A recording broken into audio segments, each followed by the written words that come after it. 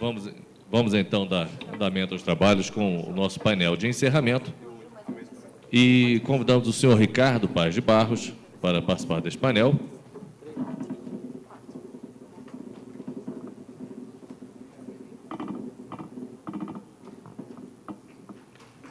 Senhora Mirela Carvalho, senhor André Portela e senhor Rômulo Paes. O senhor Rômulo Paes, inclusive, pede para avisar a todos que aquelas perguntas que foram encaminhadas especificamente para um dos panelistas que estavam aqui serão respondidas posteriormente por e-mail e a pergunta também será publicada no site do evento. Cada um dos participantes deste painel disporá de até 7 minutos para a sua apresentação e iniciaremos ouvindo a senhora Mirela Carvalho.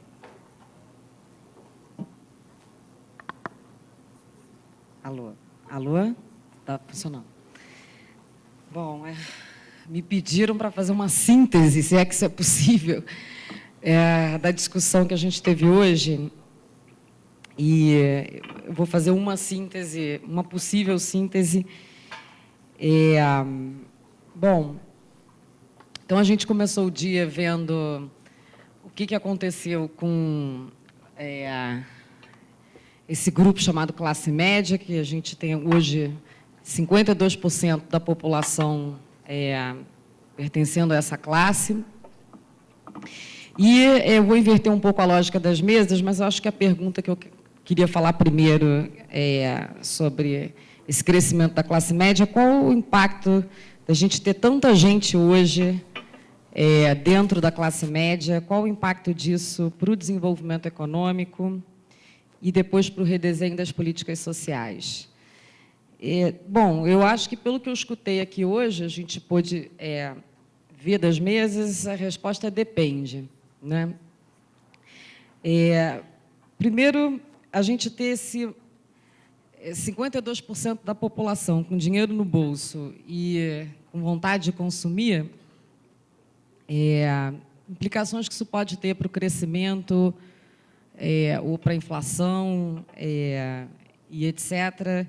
E, embora a última mesa tenha ressaltado a necessidade de poupança interna, eu achei que a mesa que antecedeu a anterior fez uma fala mais voltada para a seguinte ideia, de que o crescimento, na verdade, que a gente não precisava, pelo menos no momento, estar tão preocupado em segurar o consumo da classe média, tão preocupado com poupança interna, porque o crescimento viria de pequenas reformas nas instituições, nos marcos regulatórios, ou em grandes reformas, tributária, mercado de trabalho, investimentos em infraestrutura, né? Estrada, luz, saneamento.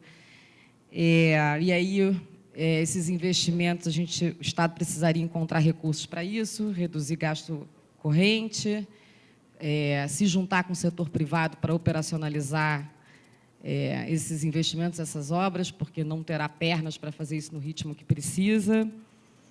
Esse crescimento virá de investimento em capital humano, tanto por parte do Estado quanto por parte das famílias. E eu não senti, pelo menos a nossa mesa anterior, tão preocupada em relacionar a poupança interna com, não sei se estou errada, com o crescimento. Mas senti a mesa dando mais peso para essas outras dimensões que eu chamei a atenção aqui, reformas, investimento em infraestrutura e capital humano. Embora investimento em capital humano por parte das famílias exija algum grau de, investimento das famílias ou até uma poupança, vamos dizer.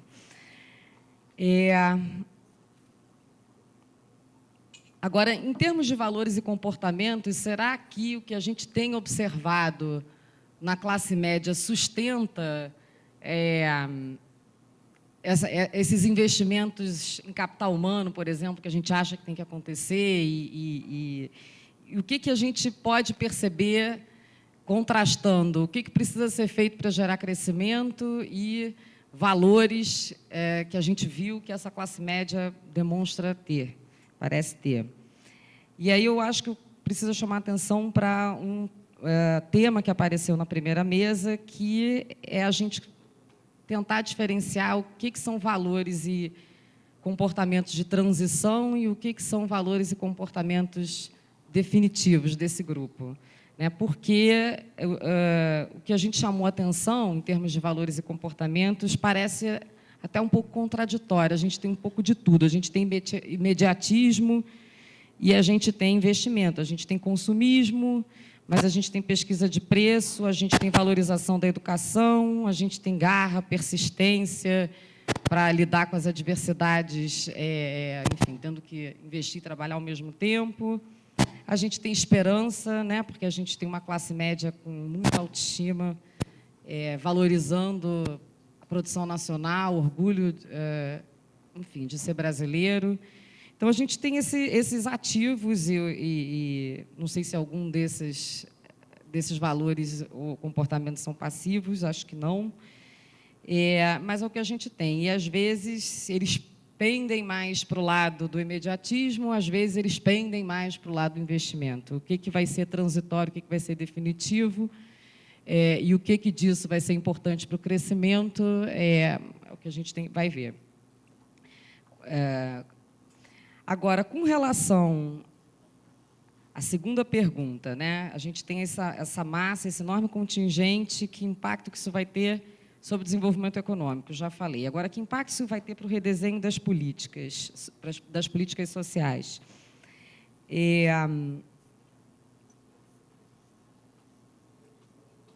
Bom, e aí eu vou voltar a como eu terminei a minha fala na manhã, o que os valores e comportamentos têm a dizer sobre essas mudanças que devem acontecer na política social. Eu acho que o que vai ficar aí para a gente descobrir é como que vão conviver autointeresse e solidariedade. A gente tem apresentação da mesa anterior, falou bastante sobre as novas demandas e o que devem ser as novas políticas para satisfazer essas demandas da nova classe média, mas a gente também tem que reformular, talvez, as nossas políticas para combate à pobreza, para dar conta de tirar da pobreza os 15% que ainda ficaram lá. Enfim, como será, por parte da classe média, equacionado o autointeresse com a solidariedade com esse grupo que ficou para trás, também é uma questão que está aí para ser vista. Então, eu sintetizaria dessa forma. Acho que não esgotei meu tempo, não? Obrigada. Por favor, senhor André Portela. Bom, na nossa mesa 2, que foram os tópicos de oportunidades e riscos em que corre o fato dessa nova ascensão da classe média, foram levantados vários aspectos, enfim, muito denominador comum entre eles, e alguns mais isolados que um ou outro se destacou. Vou tentar aqui dar uma espinha dorsal dos fatores comuns, ou do que estava denominador comum entre eles, do modo como eu vejo isso. Eu acho que o próprio fato de fazer a pergunta quais são as oportunidades e riscos da nova classe média, eu acho que implícito está entre todos que participaram e organizaram aqui, do que é que a gente está querendo. A gente está querendo manter, se não até aprimorar, melhorar, essa trajetória que temos experimentado recentemente de crescimento com distribuição de renda. Então, a pergunta principal é, já que nesse processo de crescimento com distribuição de renda tivemos mudanças estruturais muito grandes, entre elas a mudança da composição da nossa distribuição de renda, ficando não só a renda média do brasileiro aumentando ano a ano, como também as pontas, os extremos ficando mais próximos e a gente engordando o meio da distribuição, o que a gente está chamando aqui de classe média, isso mudou várias coisas no funcionamento, nas interações entre as pessoas, no funcionamento dos mercados. Mudou toda a parte do mercado de fatores, digamos assim, mercado de trabalho, mercado de capitais, como também nos mercados de bens e serviços, as demandas por novos bens, etc, etc, etc. Pois bem, então, como isso afeta a nossa trajetória sustentável de crescimento com distribuição daqui para frente, né? E aí faz o levantamento dos riscos que isso está colocado. Coloca a classe média colocando esses como riscos para esse crescimento sustentável. Pois bem, eu acho que aqui, na maioria, todos que aqui estavam falando, o crescimento aqui é aumento da produtividade, não só do trabalho, mas produtividade do capital, aumento da produtividade total dos fatores, que seja sustentável ao longo do tempo. E isso implica investimentos em capital físico e capital humano. Isso implica, portanto, aumentos, né, investimentos em infraestrutura, em educação, em saúde, etc., etc., em que aí se coloca o papel de políticas públicas. Como permitir em que esses ganhos de produtividade sejam acrescidos ao longo dos anos com políticas públicas. E aí, então, vai várias possibilidades, várias coisas ficaram se discutindo aqui. Desde, os riscos da manutenção da estabilidade para permitir o cálculo do horizonte econômico para investimentos, etc., como também os aspectos microeconômicos, das alocações de recursos das famílias, das alocações de quanto investir em educação, quanto consumir hoje, quanto poupar para deixar para investir amanhã, etc., etc. E esses são aspectos que envolvem instituições microeconômicas importantes para as decisões das pessoas, e principalmente da classe média, que têm efeitos macroeconômicos de longo prazo. E aí, então, ao meu ver, se colocou em discussão, ou mesmo em xeque, certas instituições que nós temos hoje que talvez não estejam mais adequadas para uma sociedade de consumo de massa em que pessoas, o maior número de pessoas mais ambiciosas, com vontade de ascender socialmente e economicamente. Então, dá alguns exemplos aqui do que eu estou falando, que eu estou imaginando. Vamos pensar, por exemplo, nosso mercado de trabalho. Então, vamos ver, olhar do ponto de vista da classe média como trabalhadora ou mesmo como investidora de pequenos ativos e pequenos recursos. Tá certo? A nossa legislação trabalhista, né, foi uma das perguntas que foram feitas também no debate.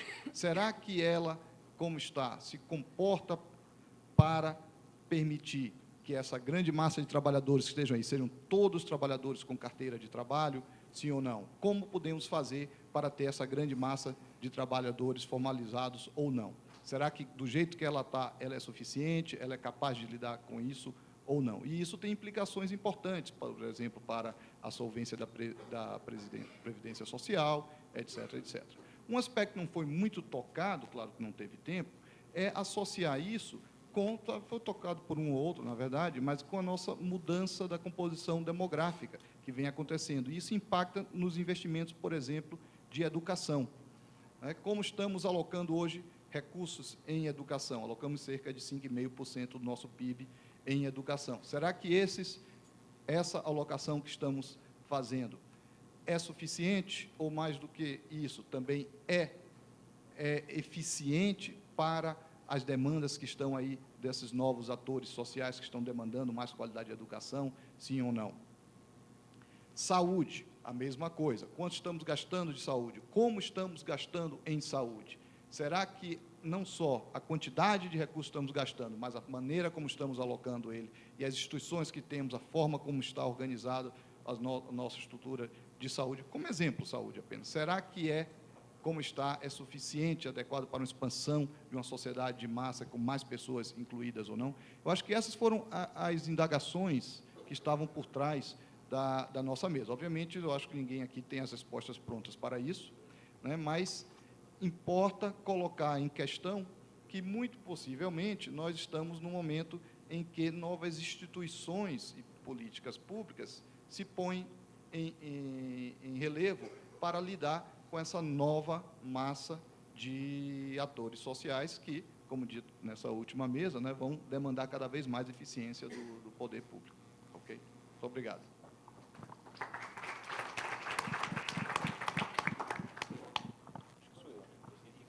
Tem a palavra agora o senhor Rômulo Paz. O debate de hoje, pegando ele como um todo, ele apresenta este fenômeno, o fenômeno social e econômico, pelo menos em 3 dimensões. Uma enquanto fenômeno sociodemográfico, onde nós temos um tamanho de uma população expressiva, com uma sua estrutura etária dada, com a divisão em gêneros e definindo uma distribuição espacial peculiar, que implica, portanto, respostas em termos de política pública que compreendam essas diferenças. Uma dimensão, pensando mais especificamente como consumidores e como produtores, né, geradores de riqueza, no caso, na condição de trabalho deste grupo social, e também a sua dimensão como cidadão, conjunto de indivíduos que demandam serviços e bens públicos que respondam aos seus interesses, às suas necessidades. Nessas 3 dimensões, nós vamos ter implicações em termos de política pública. A primeira delas, e que atravessa as dimensões todas, é a continuidade e aprofundamento, na verdade, das políticas geradoras dessa condição mais favorável para essa população. Então, está ligado aos aspectos econômicos, em termos da política econômica e também de política social no Brasil, que, combinadas, têm sido responsáveis por esse crescimento inclusivo. Mais especificamente, na questão da distribuição etária dessa população e a sua distribuição espacial, nós vamos observar 2 coisas importantes. Uma primeira voltando à questão do bônus demográfico, uma oportunidade, portanto, muito grande para o país e, ao mesmo tempo, um risco de perdermos essa onda. Isso já vem sendo alertado pelos demógrafos, o Janete retornou a esse tema mais cedo. Para nós, uma responsabilidade muito grande, porque há uma urgência nesse sentido, até porque nós temos errado em termos de previsão em estimativas ou projeções, na verdade, da queda da fecundidade no Brasil. E temos errado muito. Então, na verdade, o declínio da fecundidade no Brasil é muito acelerado e ele sempre faz com que a gente erre na estimativa das populações, no caso. Então, portanto, nós temos hoje um bônus demográfico, temos uma expectativa de que temos umas 2 décadas para trabalhar essa questão, mas pode ser menor. Então, isso implica para nós esse senso de urgência de trabalharmos essa questão. Uma outra é a própria separação entre urbano e rural, embora tenha havido uma desaceleração do processo migratório no sentido das cidades, isso já vinha acontecendo desde os anos 80. Então, de qualquer forma, essa não é uma questão resolvida. Nós temos, na verdade, um novo rural, o Guedes chamou muito a atenção disso, uma reconfiguração e um estreitamento do espaço entre o urbano e o rural, mas, mesmo assim, nós temos um fenômeno intenso de mobilidade populacional envolvendo cidades de portes diferentes. E agora, nós não tratamos desse assunto, pelo menos, não sei se apareceu no outro debate, que eu não pude assistir, uma questão também própria do fenômeno migratório ligados à migração de pessoas de outros países. E isso, obviamente, faz parte de um efeito colateral do crescimento econômico. Então, se há oportunidades, há novos entrantes e também, obviamente, a política social com sentido universal, como nós trabalhamos, também auxilia isso. Então, isso deixa de ser um problema de fronteira e passa a ser um problema, uma questão, não propriamente um problema, mas uma questão que apresentará um país mais diverso, mais multicultural, multiétnico, para além do que nós já somos. Isso, por si só, já configura uma agenda de política pública importante. Se nós entrarmos também nessa dimensão do consumo e da produção de riquezas, também há uma agenda que precisa ser mais trabalhada, em termos de possibilitar que as oportunidades de consumo correspondam aos interesses e a questão do trabalho seja requalificada ao ponto do que interessa também esse grupo de jovens, esse grupo que busca uma maior escolarização, este grupo que se requalifica, este grupo que progressivamente, vencida essa etapa da transição, possa se manifestar, inclusive politicamente, buscando, inclusive, uma configuração contemporânea, e aí há muito o que se descobrir pela frente, que encontre as suas demandas expressas em termos de política pública. Por fim, nessa dimensão cidadã, nós temos já uma pauta colocada da necessidade de investirmos mais na qualidade. Isso vale para a saúde, isto vale para a educação, isto vale também para a proteção social.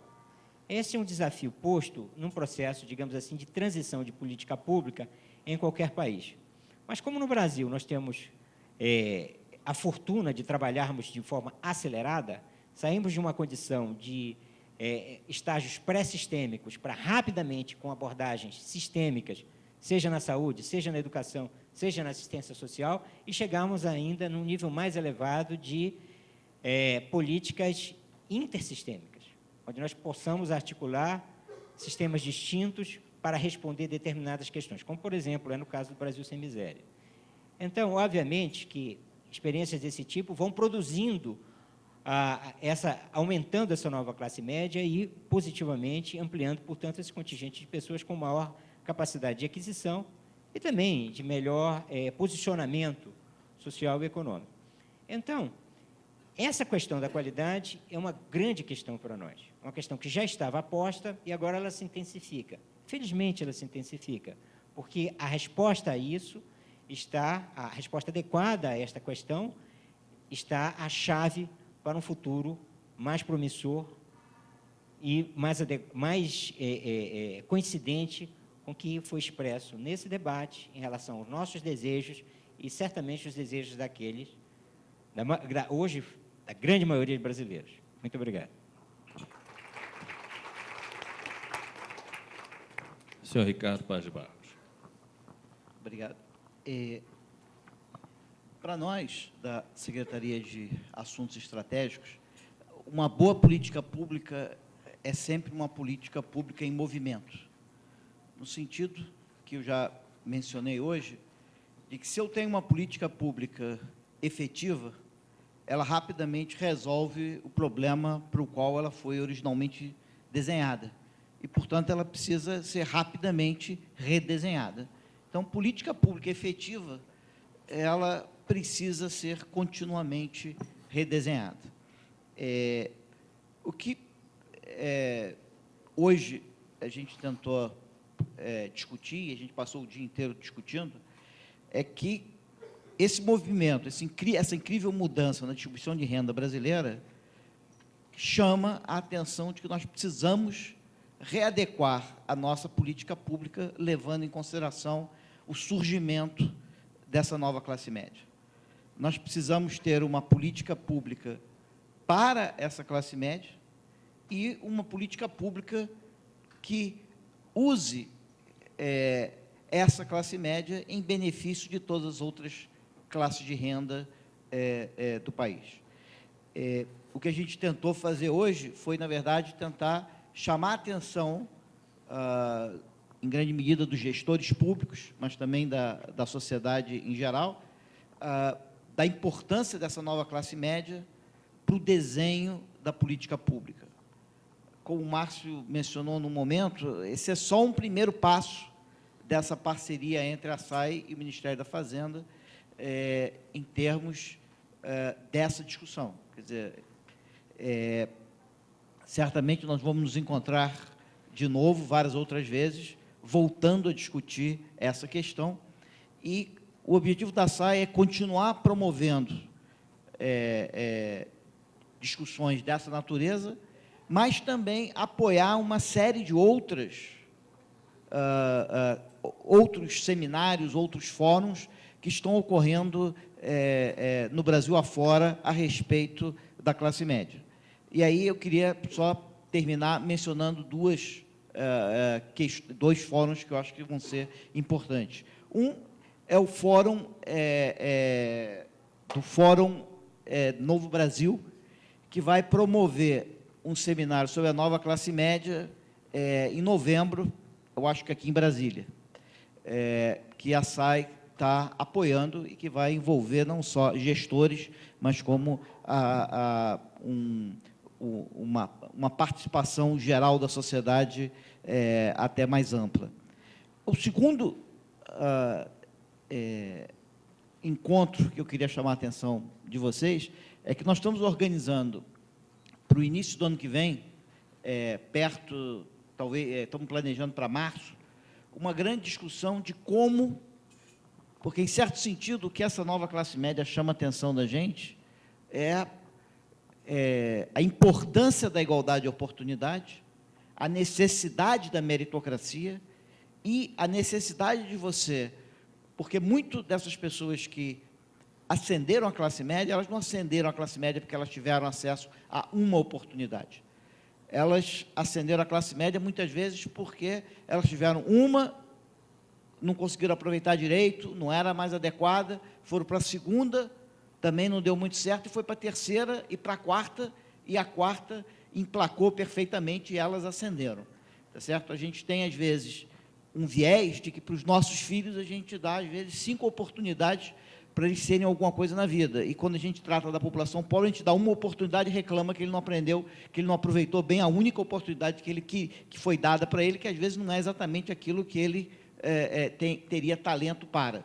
Então, nós vamos estar discutindo igualdade de oportunidade, mas não só igualdade de oportunidade, mas numa sociedade que quer promover ascensão social, nós temos que promover uma diversidade de oportunidades, ou seja, as pessoas têm que ter uma ampla variedade de oportunidades, todas têm que ter igual acesso, e nós temos que promover a meritocracia, e nós temos que promover um sistema que garanta segundas e terceiras chances para que as pessoas possam ascender. Então, em março, nós estamos tentando organizar uma discussão parecida com essa, onde nós vamos tentar ver como essas questões podem ser trazidas para o dia a dia do desenho de políticas públicas. Como que no dia a dia da política pública, ao desenhar, ao pensar, ao avaliar, ao conceber, ao monitorar, nós podemos estar falando o tempo todo de igualdade de oportunidade, de multiplicidade de oportunidades, de meritocracia. Muito obrigado.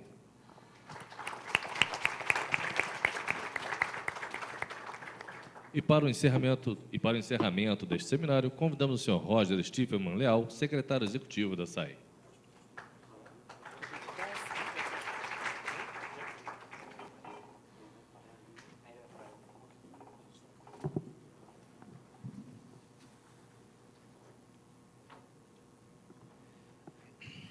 Senhores secretários, demais autoridades, senhoras e senhores presentes, ao final desse seminário, cabe-me, em nome da Secretaria de Assuntos Estratégicos da Presidência da República, apresentar meus agradecimentos a todos que dele tomaram parte. Sua promoção, apoiada na inteligência e na aguçada percepção dos secretários Ricardo Paes de Barros e Márcio Holland, disse realmente ao que veio. O consistente debate travado no dia de hoje certamente propiciará uma profunda reflexão sobre os desafios impostos por esta nova realidade social proporcionada pela ascensão de cerca de 30 milhões de brasileiros da classe média. Cuida-se de expressivo fenômeno de mobilidade social, proporcionado, entre outros fatores, pela significativa ênfase conferida pelo governo brasileiro na última década ao setor das políticas sociais. Impõe-se que essa profunda modificação, geradora de expressivo aumento de qualidade de vida de parcela significativa da população, seja encarada como uma conquista a ser preservada e mesmo ampliada. Certamente, as relevantes contribuições colhidas nesse seminário compõem valioso manancial de subsídios, não apenas para novas e inquietantes indagações intelectuais, mas também para que se possa construir políticas e iniciativas voltadas à proteção de tais conquistas, tornando-as cada vez mais sustentáveis e irreversíveis. Reiterando meus sinceros e profundos agradecimentos a todos, declaro encerrado o seminário. Muito obrigado.